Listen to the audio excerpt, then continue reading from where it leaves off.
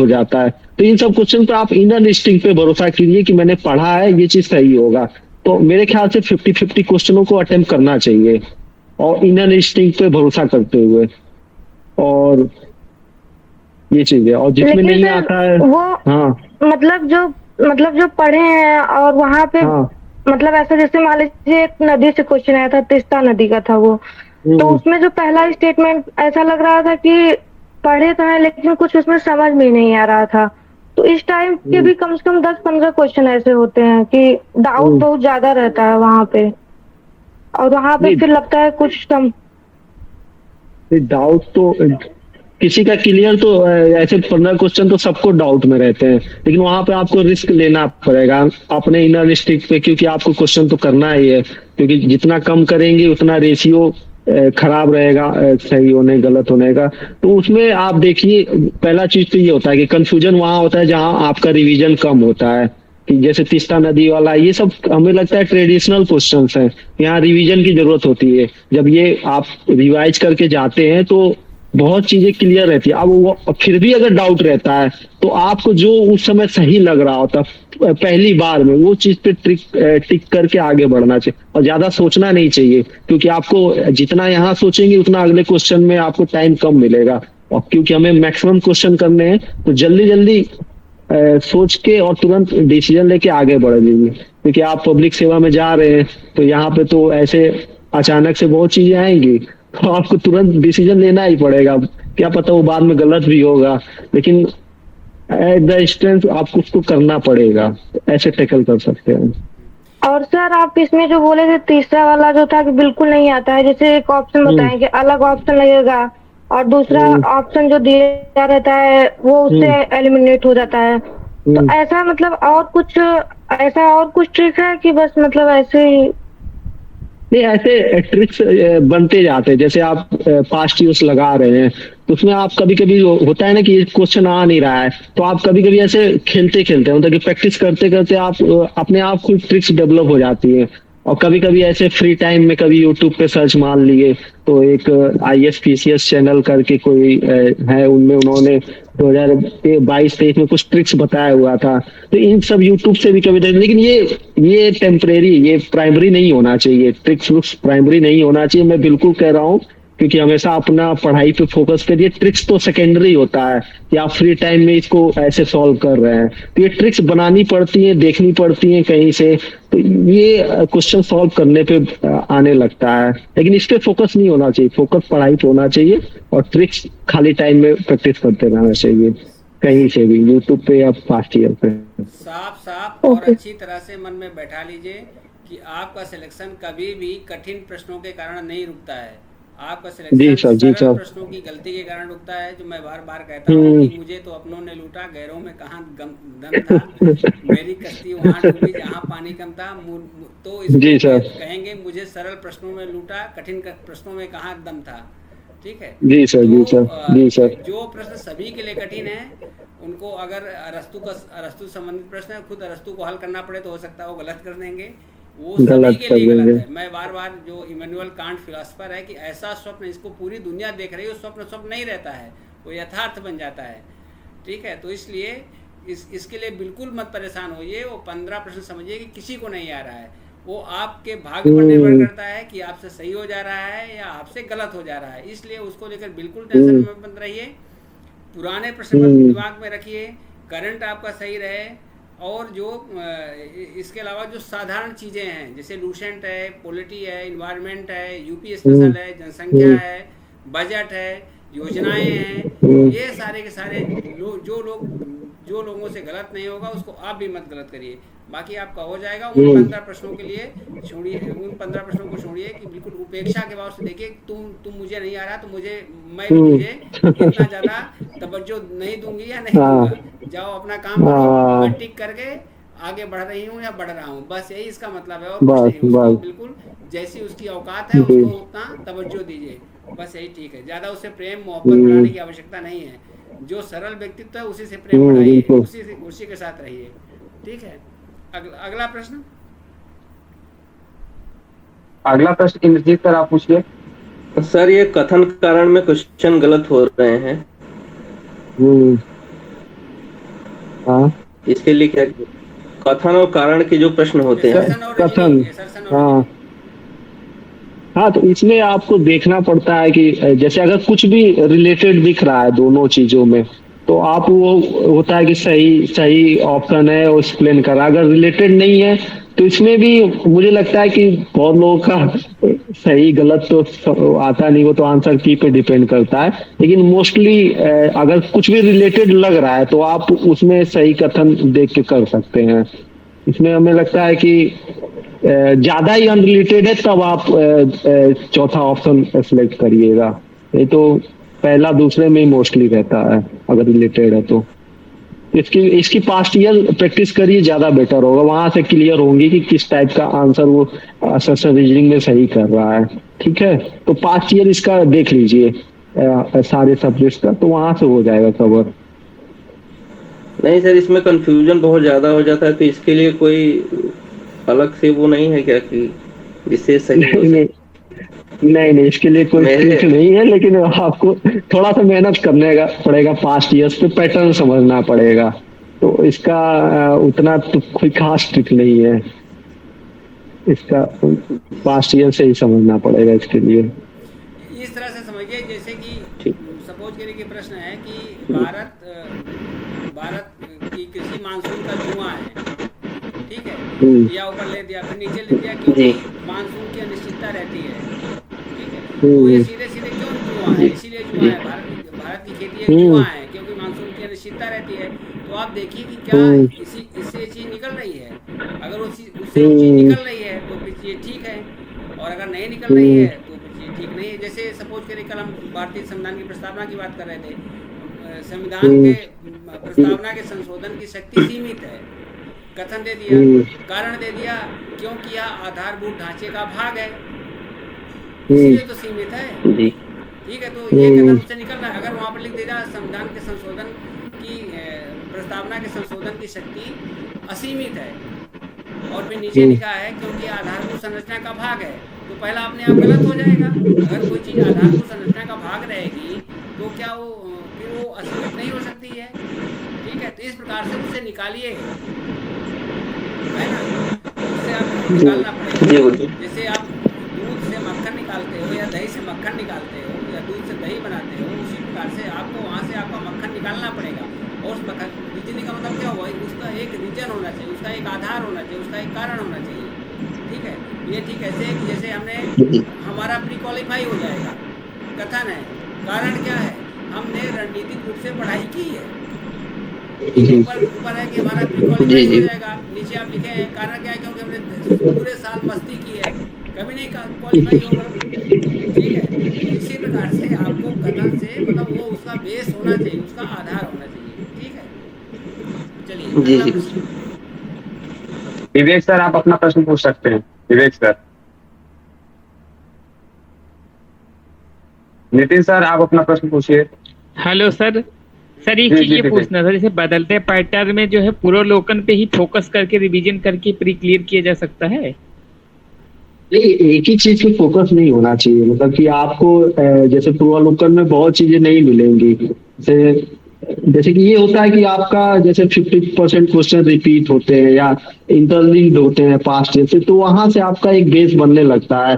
बाकी चीज तो आपको सारा सब्जेक्ट तो पढ़ना ही पड़ेगा। जैसे आप पास्ट में तैयारी किए होंगे, पढ़े होंगे, स्टैंडर्ड बुक्स पढ़े होंगे, और ये सब चीजें लास्ट टाइम के लिए होती है। पूर्वावलोकन जैसे कि लास्ट के 1 महीना आपके पास टाइम कम है, तो आपको हाई यील्ड जैसे नहीं होता कि कम चीज में ज्यादा आउटपुट निकालने वाली चीजें होती हैं। तो अब ये नहीं कह सकते आप इसी पे आप फोकस रहेंगे तो आपका प्रिलिम्स हो जाएगा। ये लास्ट के टाइम की ये चीजें है। पूर्वावलोकन लास्ट के 1 महीना पढ़ने वाली, 2 महीना में कवर करने वाली है। बाकी बेस तो आपको स्टैंडर्ड बुक से ही बनाना पड़ेगा, जो भी सब्जेक्ट के मटेरियल है, तो वहां से आपको करना पड़ेगा। फ्लूसेंट जैसे लास्ट का चीजें हैं, तो ये सब चीजें लास्ट के लिए होती हैं, लेकिन बाकी तो बेस्ट आपका स्टैंडर्ड बुक ही बनाएंगे। तो इससे सिर्फ इसी पर रिलाई करने से तो नहीं होगा, स्टैंडर्ड बुक्स तो पढ़ना पड़ता है शुरू में। लास्ट मोमेंट में जो तो पहले तो पढ़ा गया सब कुछ, लेकिन लास्ट मोमेंट। अच्छा, हाँ, तो लास्ट में पूर्वावलोकन और ये रिलाई कर सकते हैं, लूसेंट पढ़ेंगे रिवीजन के लिए, और यूपी स्पेशल, सेंसस और इन सब पे फोकस करेंगे। और ये जो करंट है, लास्ट के जो दिन होते हैं उसमें करंट पे ज्यादा फोकस हो, क्योंकि ये नया होता है और नई चीज जल्दी याद नहीं होती है, तो इसको बार बार 2-3 रिवीजन, 4, कोई भी सोर्स अगर पढ़ रहे हैं तो 3-4 रिवीजन होना चाहिए करंट में, तब वो जाके एग्जाम में याद रहता है। क्योंकि करंट हम फर्स्ट टाइम पढ़ रहे होते हैं तो यहाँ रिवीजन की जरूरत होती है। तो आप जैसा कह रहे हैं अभी के लिए पूर्वावलोकन सही रहता है लास्ट मोमेंट के लिए। ये ठीक वैसे ही है जैसे कि आप खेलने जा रहे हो तो कह जाएगा केला खा लो तो इससे एनर्जी मिलेगी, ठीक जी है, सर। लेकिन उसके पहले अभी तक जो आप खाए हो वही काम करने वाला है। सीधे जी ये सर। कि विवेक की समय लंबाई चौड़ाई मोटाई क्या है, तो इस समय की लंबाई चौड़ाई मोटाई का मतलब यह है कि जब से विवेक पैदा हुए हैं और तब से अभी तक क्या ग्रो किए हैं, कितना उनका ग्रोथ हुआ है, वो सब कुछ सम्मिलित है। तो इसका जी सीधा सर। सा मतलब है कि अभी तक आपने जो पढ़ा है वो सारी की सारी जी चीजें सर। आएंगी, फिर उसी के साथ में पूर्वावलोकन या पीवाईक्यू के साथ में आप अभी तक कुछ न कुछ सीखे ही हैं। ऐसा थोड़ी ना कि आपने जी। ग्रेजुएशन नहीं किया है, पीजी नहीं किया है, पीजी में कुछ ऐसी चीजें होंगी जो आपको आती है, किसी को नहीं आती हैं, वही उसी में आप क्या कर जाओगे, लीड कर जाओगे। हर व्यक्ति का अपना एक स्पेशल एरिया होता है ना, तो आप उस एरिया को जी। देखिए कि कौन सी बाल है, किसको आप छक्का मार सकते हैं, उस बाल को छक्का मारिए। तो इस प्रकार से ध्यान में रखना है कि आपकी यात्रा के 2 भाग हैं परीक्षा की यात्रा की। एक वह जब इस समय अंतिम समय है, 30 दिन का समय है, एक वह जो अभी 30 साल तक, 20 साल तक, 25 साल तक आपने किया है, तो उस 25 साल तक में आपने क्या क्या अर्जित किया है और वो कौन सी ऐसी चीज़ है जो अन्य से आपको डिफर करती है, जिसमें लगता है कि नहीं नहीं ये हमारा एरिया है, इसमें अच्छा कर जाएंगे, तो उसको पकड़िए। और ये जो सामान्य चीज़ इसको सभी लोग पकड़ते हैं उसको पकड़िए। इन दोनों का जब समन्वयन होगा तो निश्चित रूप से फिर सफलता हाथ में आ जाएगी। अगला प्रश्न। अगला प्रश्न नितिन सर आप पूछिए। सर मेरा क्वेश्चन क्रोनोलॉजी से है कि क्रोनोलॉजी वाले पार्ट मेरा मतलब गलत हो जाता है, मैं उसको तैयार करता हूँ, लेकिन जैसे 2 आ रहा है उसमें पता ये इस एक्ट इस ईयर में आया, लेकिन उसमें से 2 नहीं याद आ रहा है। तो ऐसे क्वेश्चन को, या फिर बहुत सारे होते हैं कि एक आध उसमें नहीं आ रहा है क्रोनोलॉजी में, तो इसको कैसे डील करें। और सर एक क्वेश्चन, दूसरा क्वेश्चन है कि जैसे आरओ का जो पेपर आया था उसको देखते हुए, तो एनसीईआरटी मतलब ज्योग्राफी के लिए और पॉलिटी लक्ष्मीकांत के लिए बस यही एक्स्ट्रा मैंने किया है, घटना चक्र, और बाकी सब घटना चक्र ही किया है, तो इतना सफिशिएंट है या फिर ये और सब्जेक्ट के लिए भी कुछ देखना चाहिए? जैसे आपका पहला जैसे पार्ट आपने बोला कि जैसे क्रोनोलॉजी आ रहा है, 2-3 सही हो रहा है, तो इसमें जैसे आप थोड़ा सा दिमाग लगा सकते हैं कि जैसे बहुत अच्छा क्वेश्चन है, ऐसे कई क्वेश्चन आते हैं, इसमें आप 2-3 क्वेश्चन आए उसके बाद उसका जो नीचे वो दिया रहता है, उसको option A B C D जो दिया रहता है उसमें आप जाके देखिए एक बार, तो उसमें आप जो 1-2 ऑप्शन जो आपको आ रहा है उससे रिलेटेड किसमें आ रहा है, तो वहां पे आप एलिमिनेट कर सकते हैं। जैसे कि आप तो ऊपर से देख रहे थे, अब ऊपर वाला आपका इंफॉर्मेशन कम हो रहा है, तो नीचे ऑप्शंस में जाइए, वहां से आप एलिमिनेट करके उसको सॉल्व कर सकते हैं। ये थोड़ा प्रैक्टिस करेंगे तो आ जाएगा, तो ये चीज वहां से हो जाएगा। और दूसरी चीज आपने बताया कि आपने कौन कौन से रिसोर्सेज पढ़े हैं, तो अभी तो जितना पढ़े हैं उतना आप मानिए कि उतना मेरे लिए बहुत है, और क्योंकि आप अब टाइम लिमिटेड है तो आप ज्यादा कवर नहीं कर सकते हैं, तो जो जितनी इंफॉर्मेशन है उसी में ज्यादा बेहतर करिए। पूर्वावलोकन अभी पढ़ना चाहिए, लूसेंट पढ़ना चाहिए, क्योंकि लूसेंट बहुत जल्दी कवर हो जाता है, पूर्वावलोकन भी कवर हो जाएगा। और जो आप स्टैंडर्ड बुक पढ़ चुके हैं अब उतना रहने दीजिए, क्योंकि अब स्टैंडर्ड बुक पढ़ने का टाइम नहीं है। और ऊपर से तीसरी चीज करंट पे फोकस करिए, 30-35 क्वेश्चन आते हैं, वहां पे 2-4 मैगजीन जो भी नोट्स है वो कीजिए, तो वहां से हो जाएगा। ठीक है सर, थैंक यू। अगला प्रश्न। वेलकम। ओके, आप लोग हैंड रेज नहीं किए हुए, जिसका आप जिसको पूछना पूछ सकता है जल्दी से। अब मुझे लगता है सभी का प्रश्न पूरा हो चुका है। जी सर, जी सर। ठीक है, आज IAS में निबंध आया था, प्रसन्नता का कोई मार्ग नहीं, प्रसन्नता ही मार्ग है। There is no path to happiness, happiness is the path. Sir Vikas sir ने वो दिखा दिया, प्रसन्नता का कोई प्रसन्नता ही मार्ग है ना। तो इस प्रकार से जो मेरे उसकी में व्हाट्सएप की टैगलाइन है उसमें है भी, मैं बार बार जब व्याख्या का भाग आता है या निबंध का भाग आता है, अगर कोई उस बात को देखा होगा, विकास देखते रहे होंगे ग्रुप में, प्रज्ञा प्रवाह चैनल का जो ग्रुप रहा है, तो उसमें मैं कहा करता था यह एक रामबाण है या बैलिस्टिक मिसाइल है। औरों को हंसते देखो मनु, हंसो और सुख पाओ, अपने सुख को विस्तृत कर लो, जग को सुखी बनाओ। ये जो आईएएस का जी सर। निबंध है, अगर इसकी शुरुआत इससे की जाए तो समझिए कि आधा अंक इसी पर मिल जाएगा। तो अब लोगों के प्रश्न समाप्त हो चुके हैं, तो मैं विकास जी से जो ग्रुप की फीलिंग्स है प्रज्ञा प्रवाह हिंदी ऐसे की, उसके संदर्भ में 2-4 टिप्पणियाँ चाहेंगे। उसके बाद फिर इस मुस्कुराते हुए चेहरे से विदा लेंगे। जी जी सर, जी सर, धन्यवाद सर, सभी लोग का धन्यवाद। और काफी अच्छा लगा आपने इनवाइट किया इस ग्रुप में मार्गदर्शन के लिए, बहुत बढ़िया। सबको शुभ रात्रि, नहीं, धन्यवाद। मैं ये पूछ रहा था कि जो हिंदी ऐसे का आपका अनुभव है, हिंदी ऐसे ग्रुप का अनुभव रहा है जी सर, जी कैसा? सर, जी जी सर, ये हिंदी सर का तो हिंदी और ऐसे में काफी अच्छा रहा। हिंदी में तो बहुत चीजें सर बताते हैं कि कहाँ, जैसे जब हिंदी में आप कोई लेटर लिखते हैं या कहीं लिखते हो तो कॉमा वॉमा बहुत जगह छूट जाता है, तो वो सब पे ध्यान रहता है। और काफी चीजें ये रहती हैं कि निबंध में कहाँ से कोटेशन से स्टार्ट करना चाहिए, कैसे कैसे कोट्स लिखने चाहिए, उस सब पे ध्यान रहता है। और मुहावरा और जो भी बाकी चीजें हैं उस पे स्टैटिक में वो सब कवर करते हैं। तो इन सब में काफी चीजें मेंस की प्रिपरेशन में चलती रहती हैं। तो ये जब आप 10 नंबर 15 नंबर जब आप हिंदी ऐसे में आप कवर करते हैं तो ये आपकी रैंक में भी दिखता है। तो इनमें आपको डेली प्रैक्टिस की जरूरत होती है। तो सर के माध्यम से डेली प्रैक्टिस करते हैं कि आधा घंटा में हमारा डेली चलता रहता है अदर सब्जेक्ट का, तो इससे बर्डन भी नहीं होता है। तो ये चीजें अच्छी रहती हैं और काफी ऑथेंटिक आंसर्स भी होते हैं। जो आप एग्जाम में लिखेंगे तो नंबर बढ़ेंगे ही बढ़ेंगे। जी सर। तो ठीक है विकास, ये आप अच्छा। निरंतर बढ़ते रहें और निश्चित जी रूप से सर, जी बढ़ेंगे ही जी बढ़ेंगे। सर, मैं आपकी वाक्य को दोहरा रहा हूँ। तो इसी के साथ जी फिर सर, आप सबसे और विकास जी को एक बार यहाँ आने के लिए पुनः बहुत ही आभार। और जैसा कि हमने कहा था धन्यवाद कि सर। बेखौफ बल्लेबाजी करते हैं, यहाँ पर भी उसी प्रकार से बल्लेबाजी किए।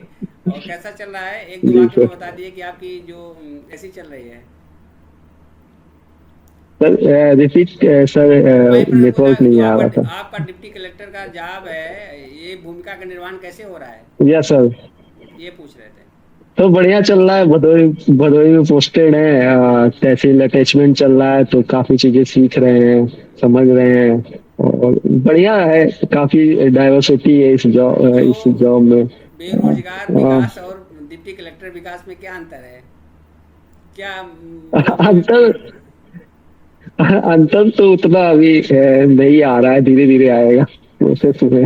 अभी मेरा स्टूडेंट लाइफ चल ही रहा है, अभी प्रिपरेशन फेज में ही है, तो एक जॉब के साथ रिस्पॉन्सिबिलिटीज आ रही है, थोड़ा सीरियसनेस थोड़ा आएगा, धीरे धीरे समय के साथ आएगा।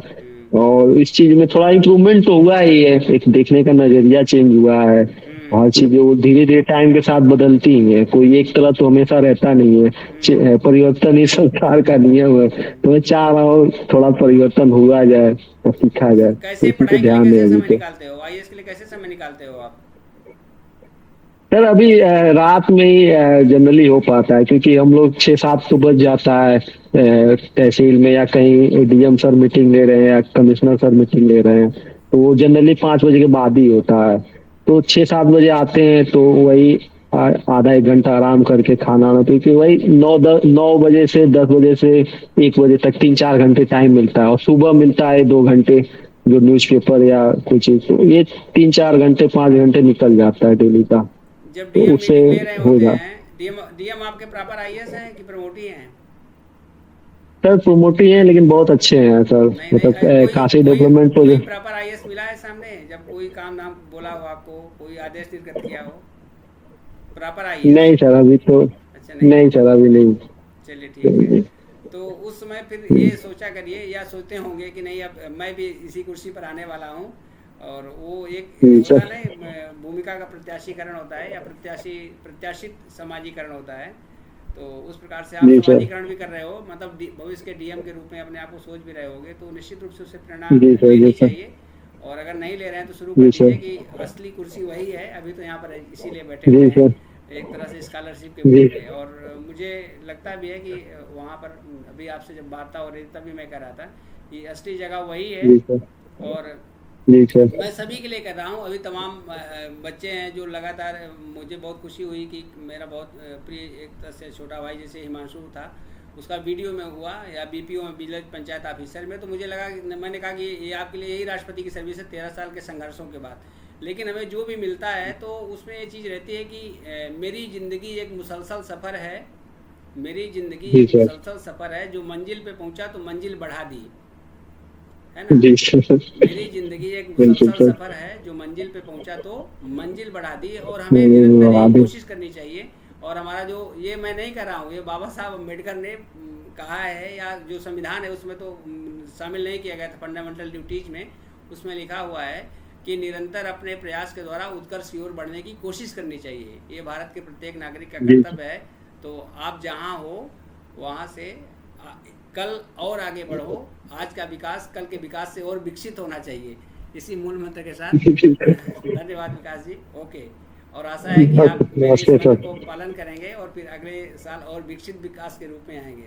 ओके, जी जी सर, धन्यवाद सर सर। को गुड बहुत नाइट। बहुत धन्यवाद सर प्रज्ञा प्रवाह टीम की तरफ से। धन्यवाद। और हम लोग आशा धन्यवाद। करेंगे कि फिर मेंस में सर मार्गदर्शन के लिए हम लोगों की तरफ आएंगे। सर तो बिल्कुल जी घर के बिल्कुल हैं, घर के बिल्कुल। बच्चे हैं, जब होगा तो उनको बुला लिया जाएगा। जी जी सर। ठीक है, ठीक है, ओके, ठीक ठीक, ठीक है। Okay, bye bye. Good night. Good night. नमस्ते। Good night. Good night.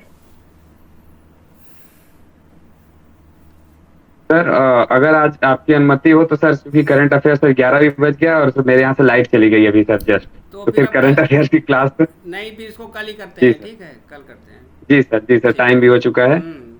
और यूपी स्पेशल से था तो हमने सोचा था कुछ एक्स्ट्रा ही लेके चलेंगे, लेकिन टाइम हो चुका तो कल ही किया जाए सर।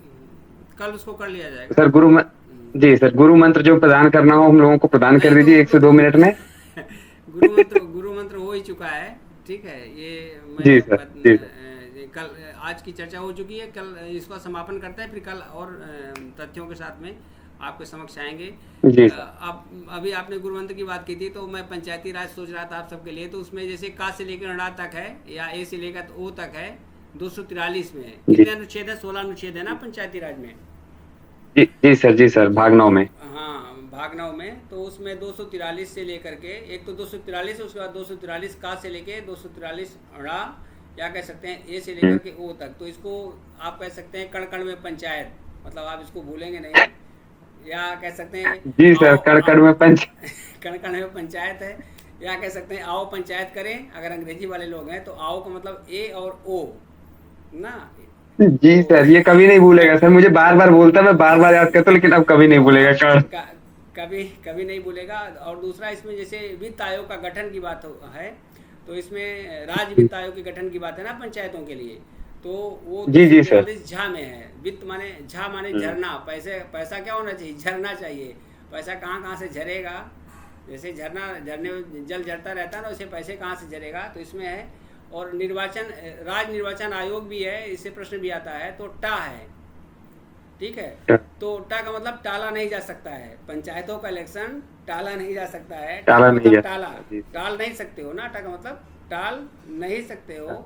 और इसके लिए फिर निर्वाचन आयोग के, राज्य निर्वाचन आयोग की गठन की बात है। तो जो राज्य निर्वाचन आयोग होता है इसके संदर्भ में, या राज्य निर्वाचन आयुक्त होता है, आयोग नहीं, राज्य निर्वाचन आयुक्त होता है।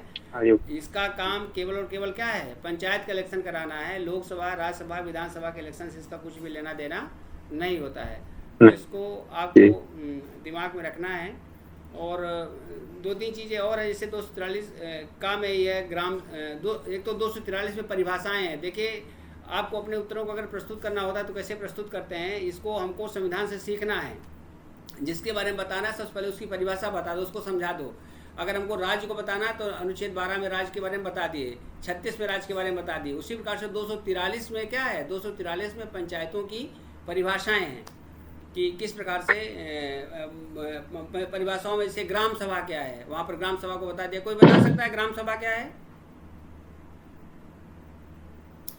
सर, ग्राम सभा के सदस्यों से मिलकर बनता है, जबकि ग्राम पंचायत के सदस्यों से, वार्ड के सदस्य से बनता है। नहीं, ये सही उत्तर नहीं। और कोई?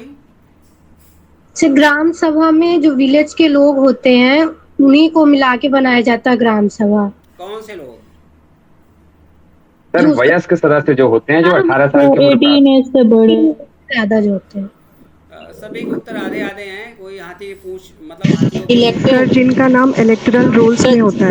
इलेक्टोरल रोल जिनका नाम होता है। ये बताया रानी प्रिया ने, शर्मा ने या ऐश्वर्या ने। हाँ ये सर। सही उत्तर है। देखिए ग्राम सभा, अब आप अपना माइक ऑफ कर दो। ग्राम सभा का मतलब यही होता है कि उस ग्राम में, उस गांव में जो मतदाता रजिस्टर है, उस मतदाता रजिस्टर में, उस गांव से संबंधित मतदाता रजिस्टर में जिनका जिनका नाम दर्ज है, उन सभी से मिल करके ग्राम सभा का गठन होता है। उसमें लिखा है ग्राम सभा निकाय। यह क्या है? ग्राम सभा वह निकाय है जो उस क्षेत्र में, उस गांव में रहने वाले मतदाताओं से मिल करके बनता है या बनती है। मतलब ये क्या है? बॉडी है ना। ये क्या है? ग्राम सभा इज बॉडी। जैसे हमारा शरीर है तो शरीर किस मिल करके बना है? मतलब एक जीवंत प्रक्रिया है। तो इसको अच्छी तरह से दिमाग में बैठा लीजिए कि यह जो है, इसमें ग्राम सभा का मतलब क्या होता है? ग्राम सभा का एक शब्दों में मतलब है कि उस गांव में जो पंजीकृत मतदाता हैं उनसे मिलकर बनने वाला निकाय, उनसे मिलकर बनने वाली बॉडी। ठीक है, तो इसको अच्छी तरह से दिमाग में रखिएगा। और फिर ग्राम पंचायत क्या होती है?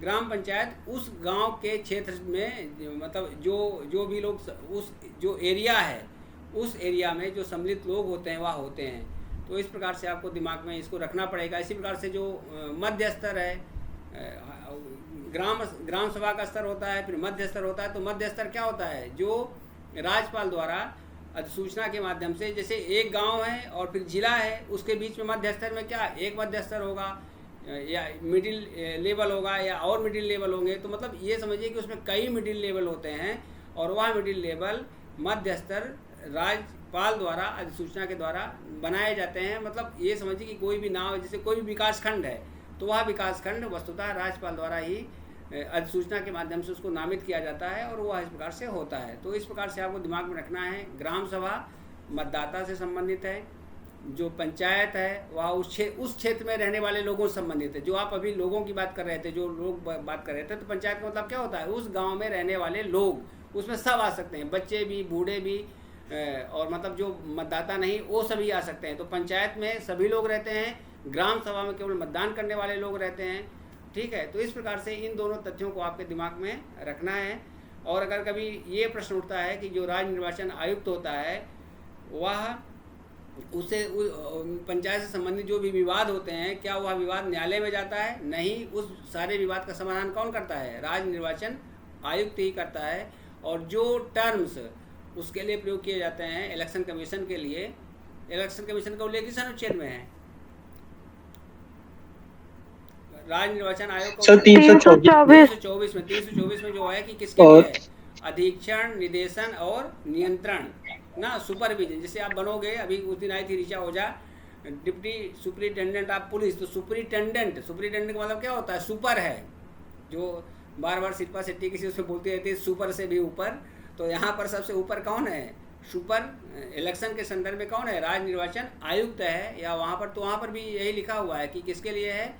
अधीक्षण, निदेशन और नियंत्रण। अधीक्षण का मतलब क्या होता है? सबका अधीक्षक, सबसे ऊपर या सुपर, यही होता है। इसी की सुपरिटेंडेंस में चीज़ें होती हैं। दूसरा क्या होता है? निदेशन होता है, मतलब डायरेक्शन देता है कि कहाँ क्या कैसे करना है। और फिर अगर कुछ गड़बड़ियाँ होती है तो उनको क्या करता है? कंट्रोल करना है, किसकी पोस्टिंग करनी है, कहाँ पर क्या करना है, कहाँ पर सिपाही तैनात करने हैं। वो बीच बीच में ड्यूटी में भेजे जाते हैं कि देख लीजिए कौन से वनरेबल चीज़ें हैं, कहाँ पर संवेदनशील एरिया है, कहाँ बदमाश तरीका है। तो ये सब चीज़ें कंट्रोल की जाती हैं। तो ये सारी की सारी चीज़ें पंचायत इलेक्शन में भी होती है। तो ये जो मुख्य कितने विषय हैं पंचायत में? 18 विषय। 29 सर, पंचायतों में 29 है और नगर पालिका में 18 है। हाँ, 29 विषय हैं। इसको ध्यान में रखिएगा। जो भी चीज़ें आपको दिखती हैं वो सारे के सारे उसमें विषय आते हैं। तो ये सब चीज़ें हैं। अब एक प्रश्न और है कि जो इसके लिए ढेर सारी समितियों का गठन किया गया था। सबसे पहली समिति कौन थी? बलवंत राय मेहता समिति थी।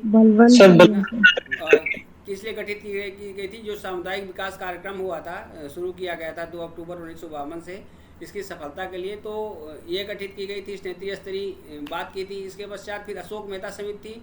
अशोक मेहता समिति ने क्या रिपोर्ट दी थी? जो पंचायत दो स्तरीय पंचायत दो स्तरीय बिल्कुल 2 स्तरीय होनी चाहिए। और एक चीज की इसने और सिफारिश की थी कि अनुसूचित जाति, अनुसूचित जनजाति और महिलाओं के लिए रिजर्वेशन भी होना चाहिए। ये बहुत ही महत्वपूर्ण तथ्य था। और एक तथ्य और था जिसको आप लोग पूरा कहते हैं कि जो गांव और शहर के मध्य जो अटूट कड़ी है, या इसको टूट कड़ी भी कह सकते हैं, गांव और शहर में टूटने वाली कड़ी क्या है कि वहाँ पर चिकित्सा नहीं है, स्वास्थ्य नहीं है, मतलब चिकित्सा की सुविधाएं नहीं है, स्वास्थ्य की सुविधाएं नहीं है, सड़क की सुविधाएं नहीं है। तो जिसको कलाम जी ने कहा था पूरा का फुल फॉर्म क्या है? Providing urban facilities to rural areas, यही है ना। तो इन्होंने भी यही कहा कि जो ग्राम क्षेत्र हैं या ग्रामीण एरिया है वहाँ पर शहरी सुविधाएं दे दी जानी चाहिए। तो ये इनकी सिफारिश थी। जो तीसरी सिफारिश थी ये कहीं पूछी गई थी, इसलिए मैं आप सबके समक्ष इसको रख रहा हूँ। तो इन सब चीज़ों को आपको ध्यान में रखना है। उसके बाद फिर और जो जिसने इसको संवैधानिक दर्जा देने की बात कही वह कौन सी समिति थी? सबसे पहले एलएम सिंघवी समिति। कब मनाया जाता है पंचायती राज दिवस? 24 अप्रैल क्यों मनाया जाता है? तब क्योंकि भाग जो 9 था वो 24 संशोधन हुआ था जी। इसी दिन 73वां संविधान इस दिन पारित हो गया था ना, इसको लागू करने का निर्देश जारी हो गया था, इसलिए इसको पंचायती राज दिवस के रूप में मनाया जाता है। इसको इस तरह से भी याद कर सकते हो कि 24 घंटे पंचायत होती रहती है। 24 या खपरेल में, खपरेल माने गांव, अप्रैल माने खपरेल, गांव में क्या होते हैं? खपरेल होते हैं। खपरेल में बैठ करके 24 घंटे पंचायत होती रहती है। तो फिर आपको कभी ये भूलेगा नहीं। तो आशा है कि आप इसको नहीं भूलेंगे। कल हमने मसाला वाला बात कही थी कि आप सबने, किसी ने पूछा था कि मसाला बोर्ड कहाँ है, कल पूछा था ना। बताइए, आप लोग कोड भेजा है? कोची। हाँ, कोची में सर, कोची कूचा जाता है। और आप लोग अगर बीच बीच में स्पीकर ऑन रखेंगे तो आपको भी कूच दिया जाएगा। इसी कूचने और सोचने के साथ विदा लेते हैं। ठीक है, ओके, नमस्ते। थैंक यू सभी लोगों को, गुड नाइट, मिलेंगे कल, तब तक के लिए शुभ रात्रि। ये मैं कूचने के लिए नहीं बता रहा हूँ, इसलिए बता रहा हूँ कि मसाला और कूचना दोनों याद रहे। और कभी कभी अगर कूचा जाए तो फिर हमको भी याद करिए कि नहीं, अच्छा भोजन बनाए, सर को बुलाते हैं, खिलाते हैं। ठीक, ओके, धन्यवाद। Thank you sir.